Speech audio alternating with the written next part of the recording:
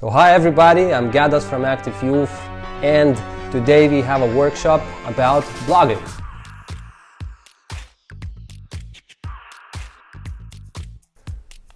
Okay, so I talked a little bit about blogs and what sort of an impact can they do, but how in the end, how do you do that? How do you blog? What are the key components of this process? First of all, you need to find the right keyword for your topic. So if your topic is, let's say, project writing, you can think of what could be interesting to people, and you could use your intuition, or you can go to Google Trends. Actually, that's my favorite way to check what is interesting to people, and I'm going to show you in a bit how is that done. And the third way is actually going to Google Search Console. It's another Google tool which shows the current users of your own platform and what search terms on Google they've used to get onto our platform. So for example, if a lot of people are using a term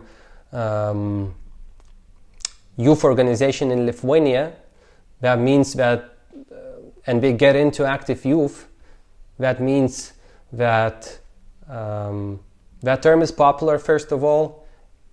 Second of all, we have good search engine optimization for that term, and I'm going to get to that a bit later. And the third point is that it could still be used for a blog post, because perhaps you want even more of those people checking youth organizations in Lithuania getting onto your page. But let's get to Google Trends, because I think it's the easiest way to check a popularity of some keyword. So I'm taking a topic of project proposals, project writing, and checking 5 keywords. So the blue line is, and I'm not sure if you can, not sure if you can see that. Just a moment, I'm gonna get back to, okay. The blue line is project proposal sample. The red line is project proposal example, but doesn't matter. Let's look at the highest.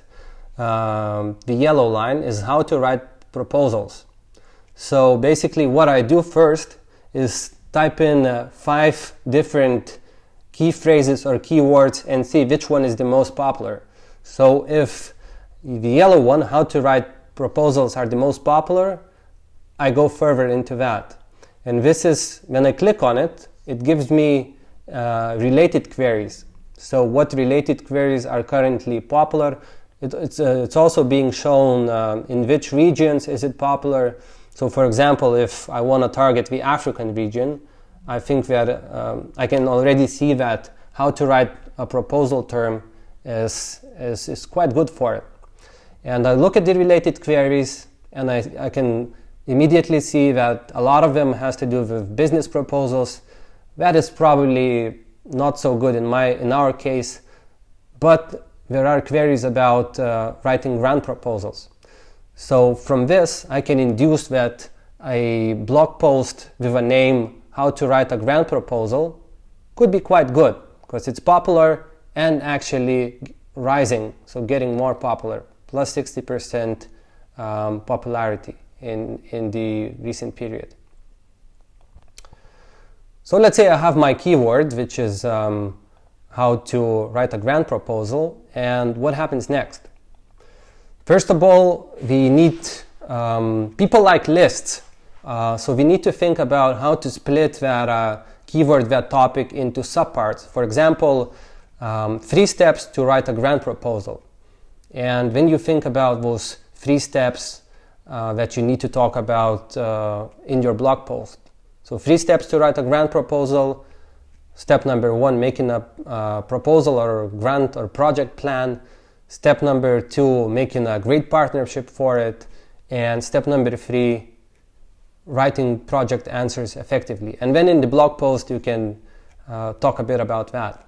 On the right, you can see, once again, snapshots from our one of the most popular blog post of ours is to how to stand out with your Erasmus PIF. And as you can see, it has a bunch of parts. So first part is how to make your Erasmus Plus PIF up to date. Second part is about adding a personal touch to it. Third part is about removing the unnecessary stuff. And in the end, I also recommend to add some related questions. So for example, how to stand with your emails that you send to partners, how to write Erasmus Plus project, for example. So step number 2 is actually split your blog into subparts, and then also possibly add some questions that your reader might be also interested in. So in this example, for example, how to find project calls or grant opportunities, or what do I need to do for to get to that grant or to get to that project call, etc. And to sum this up, you list the main points, you list a few questions, and you split your blog post accordingly. Now it's, of course, it's easy to say, but more difficult to write. A lot of people say that, but I think that that if you can write an Instagram caption, that means you can surely write a blog. Because blog writing is no different from, for example, Microsoft Word. It's just on the right you can see an interface, and it's quite simple. You just get your laptop, open it, put the name in, and start typing. So you can even copy everything from Word and paste it on to the interface of your blog. It's really no different. Of course, there are more complicated bits, such as search engine optimization, but I'm also going to get to it and try and explain it to you. So without any further ado, the complicated bits right now. And let's talk about SEO. The good news is that once you write a text, you can immediately see how, using a right plugin actually, and I didn't add this over here, but I'm still gonna tell you, the plugin that we use is SEO Yoast. It's quite a good plugin for blog web pages, for blogging. It shows you immediately how your page is gonna look and end up in the search engines, both as a mobile result and as a desktop result. And on the left, at the bottom left, you can see this image, how this blog about Erasmus Plus PIFs is looking on our on the Google search. And it's quite simple. You actually can type in your title, which shows up as a title in search engines. You can type in the meta description, that shows up as that gray small text below the title. You can add your own featured image, and that also shows up.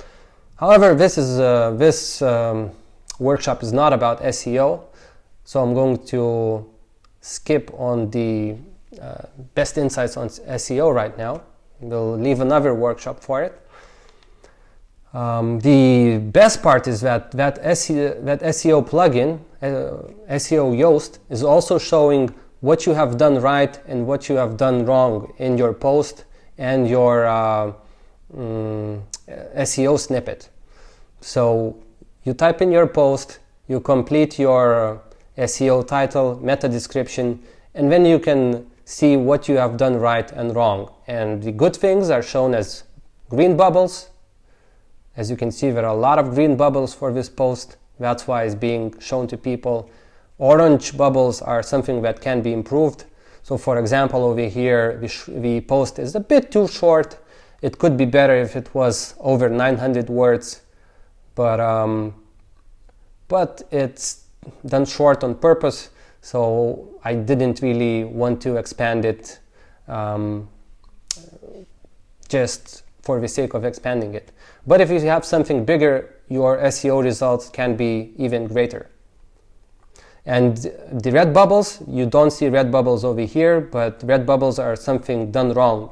So for example, if my post did not have a picture, there would be a red bubble next to the picture point.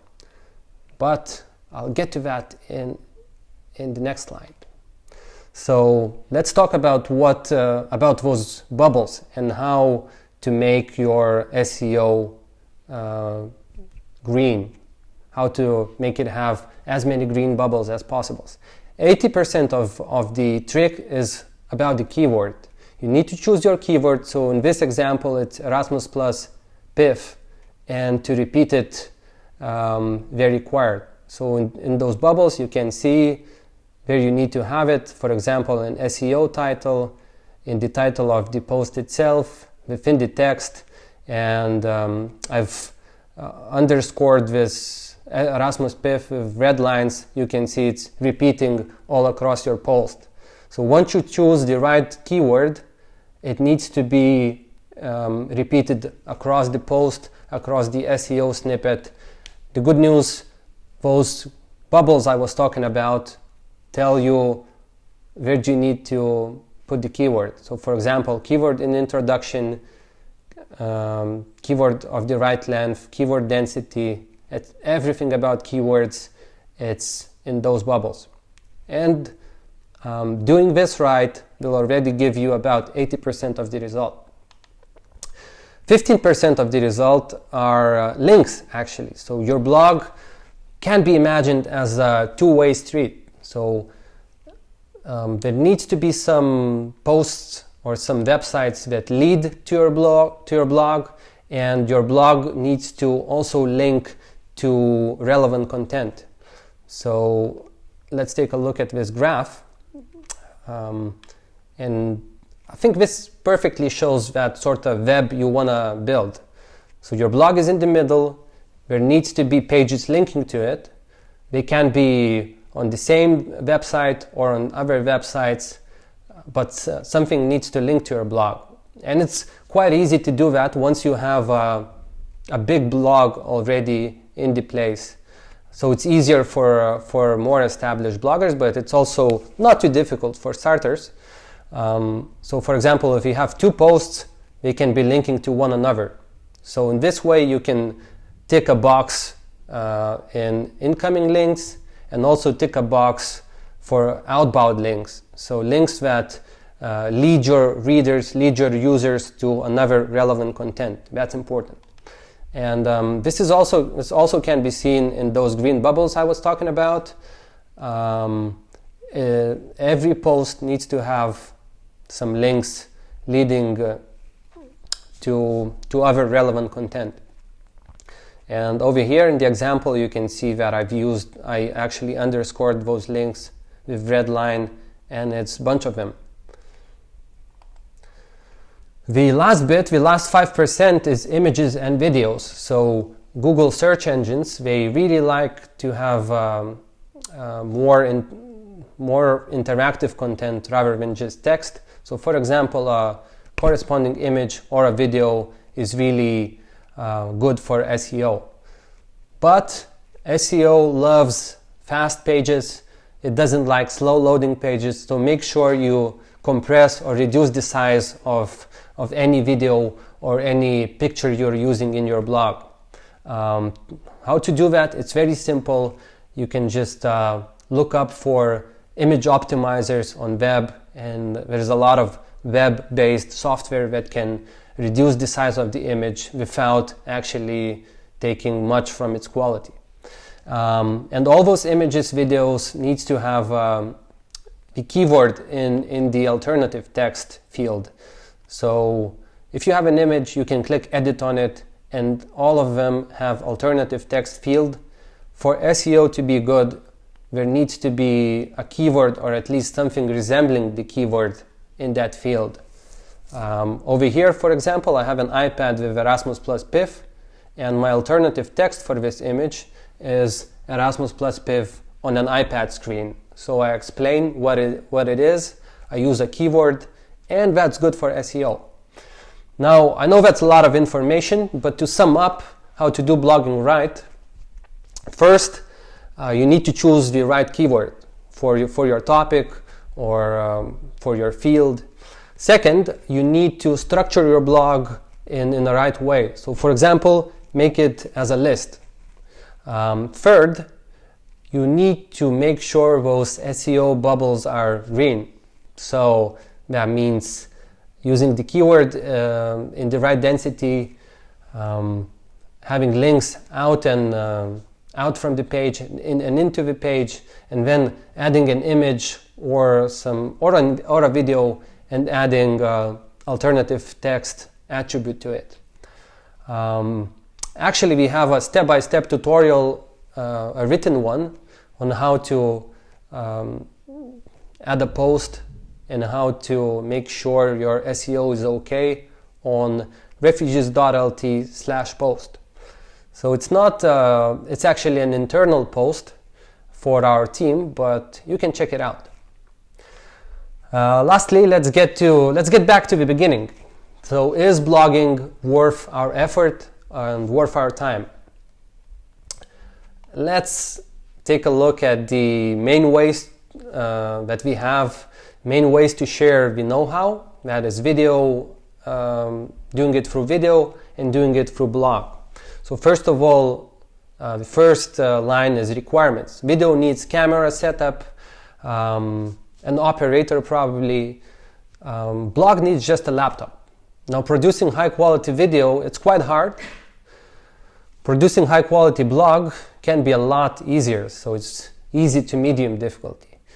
Production time, once again, for videos, it's usually quite slow unless you know how to do it, but that takes time. For blogs, it can be incredibly fast. Of course, you also need to have a bit of skills to be fast in it, but it's still a lot faster. Reach, now for videos, is very wide. It can be very wide if you put it to YouTube, whatever, to Facebook, Instagram.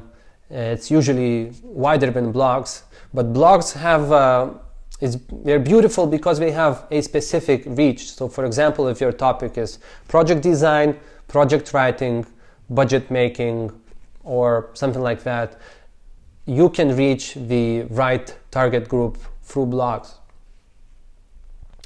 The main channels, of course, is for videos are YouTube, online course platforms such as Udemy or Coursera. For blogging, it's Medium, so it's a website I can recommend really a lot. It's also LinkedIn. It's getting more popular for blogs right now, and blog pages, such as the one on Active Youth website.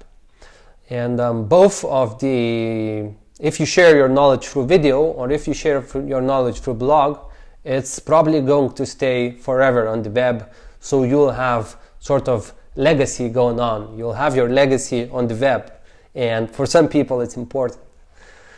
Adding to it, it's just blogging or making videos. It's a way to build your personal brand. And over here, I'm showing you examples from Active Youth website. So lately, we started